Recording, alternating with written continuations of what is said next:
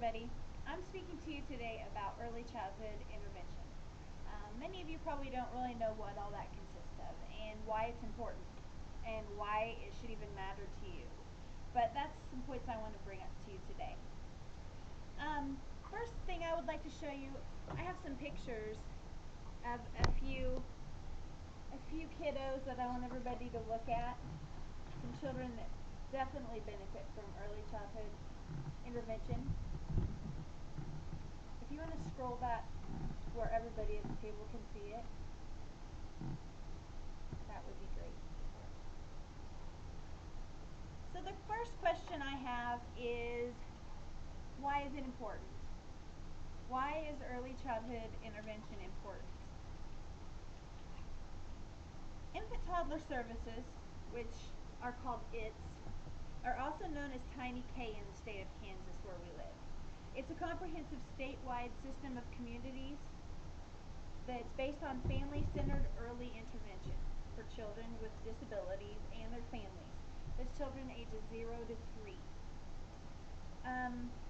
The services are provided through the implementation of Part C of the Individuals with Disabilities Act, which is IDEA.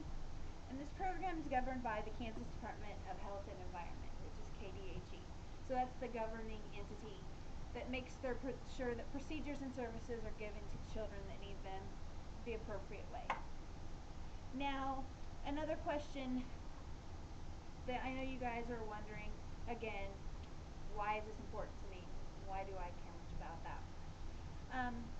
The information I just gave you, it's from the Arrowhead West Child Services website, which is arrowheadwest.org.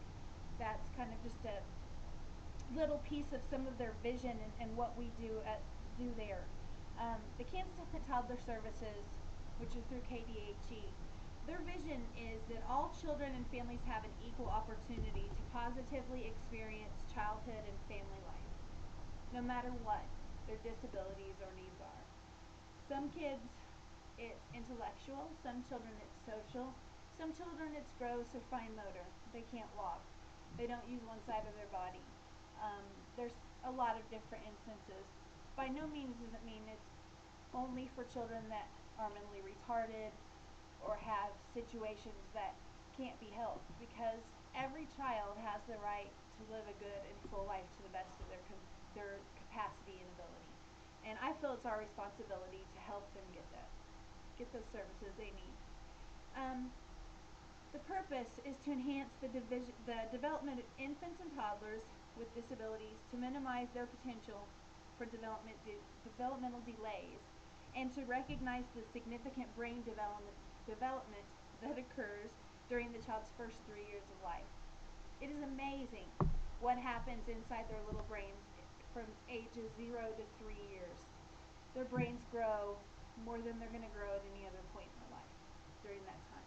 And it's important that windows of opportunity are taken advantage of. If a child has a delay, it's important that they get the services they need to help them fill that gap, to help them reach those developmental milestones that they need to reach. And these services, they do that. So, as all of you know, this is important not only to me because it's my profession, but it's also important to me because of my personal experience of having a child with special needs who received early intervention services as a toddler from the very entity that I work for now. So it's very important to me.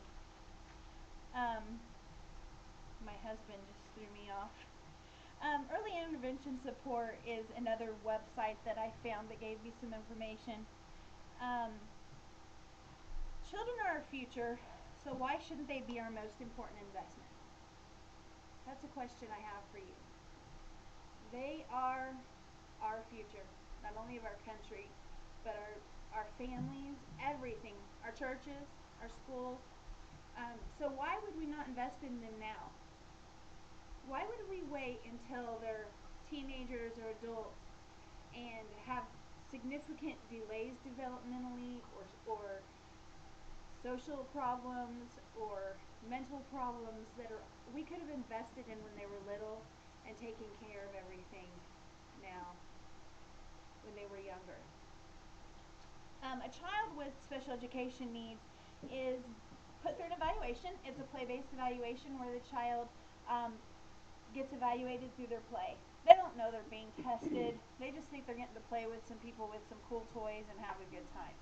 If a child qualifies for services, they get something called an IFSP written. That's an individualized family service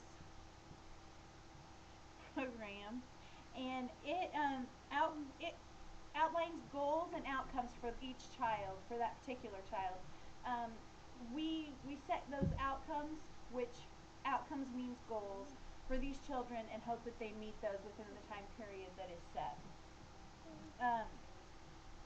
They're family based, and the goals are decided upon by their family.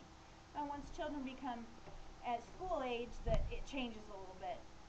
But at this stage, at 0 to 3, the families make all the decisions of what the child is going to receive and what help they're going to give as well, and make some plan with us. Hearing and vision is very important, and those screenings are held. Speech, fine motor, gross motor, social, cognitive, all the main areas of development are evaluated. So as I said, if a child qualifies in any of these areas, they then can be a part of the early childhood Part C. What I'd like to cover now is how does it, I'm trying to be persuasive and persuade you to believe in something and to stand up for something when you vote, when you're in society, when you see and can help different things. And it's important to you because it does affect you.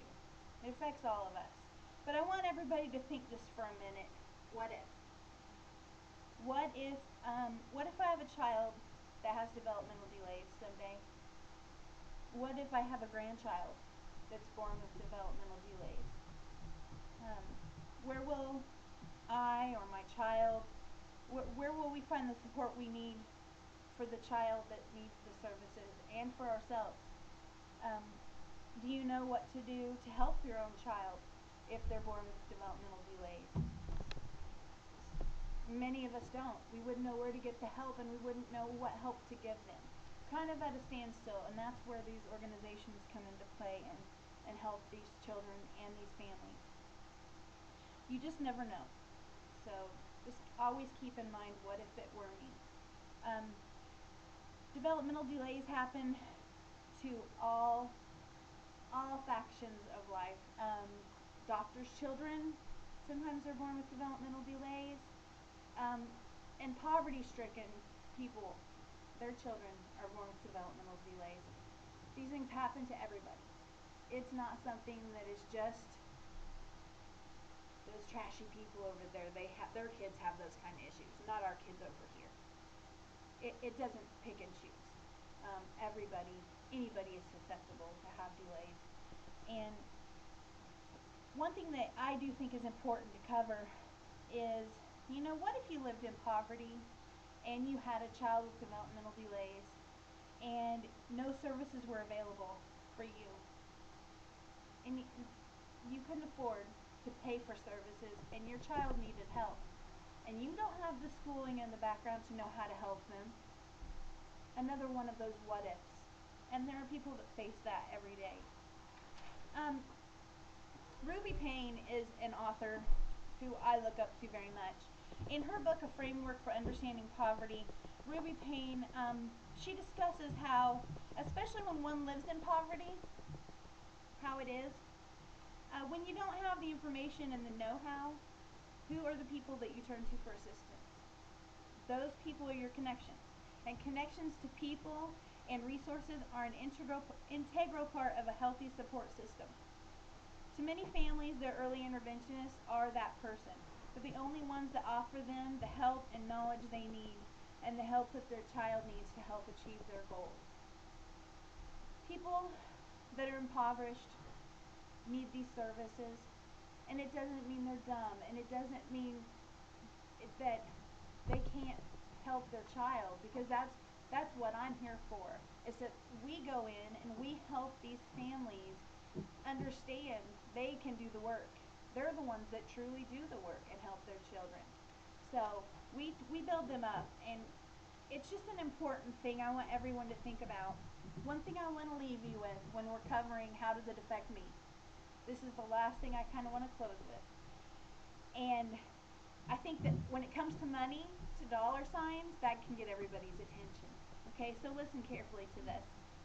3 of the most rigorous long-term studies found a range of returns between $4 and $9 for every dollar invested in early childhood learning programs, especially for low-income children.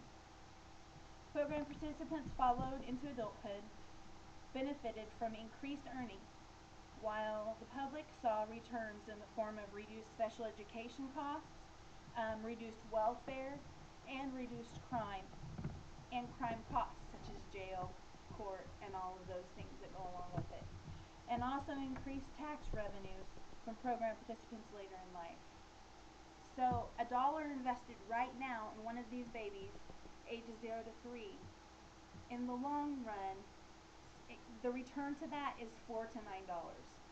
So you do the math there, and you can see how much it benefits us to help those children now.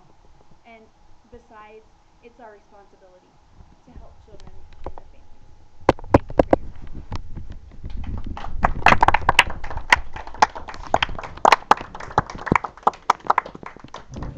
I do want to hand out to each one of you, take one for me now, please.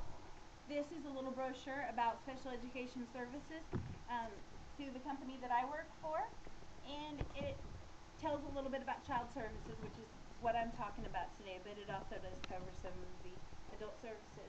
Also, I wanted to just show you guys a developmental chart that we hand out that it shows parents the different stages of development they should be expected to see their children do at certain ages, just so they can stay on top of their own child's development, and if they have a concern, they know, hey, my child should be doing this at this age, this tells me, and it can help them identify their child's needs early. So that's another thing that I have for you guys to look at, is a little chart there. So thank you for your time. No, thank you. You didn't ask your